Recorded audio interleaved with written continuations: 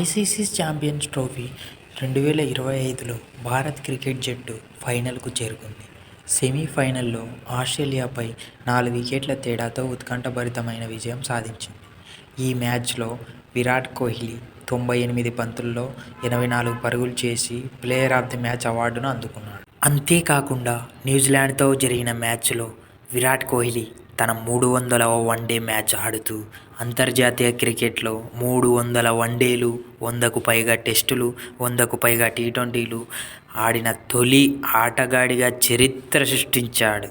అంతేకాకుండా కోహ్లీ ఛాంపియన్స్ ట్రోఫీలో ఇప్పటివరకు 529 పరుగులు చేసి అత్యధిక పరుగులు చేసిన ఆటగాళ్లలో ఒకడిగా నిలిచాడు. ఈ టోర్నమెంట్లో అతను మరింత పరుగులు చేసి క్రిస్ గేల్ 791 పరుగుల రికార్డును అధిగమించే అవకాశం ఉంది. ఈ వీడియోని చూసేవాళ్ళు ఇండియన్స్ అయితే జై హింద్ అని కామెంట్ పెట్టండి. లైక్ చేసి సబ్స్క్రైబ్ చేయండి. Thank you for watching.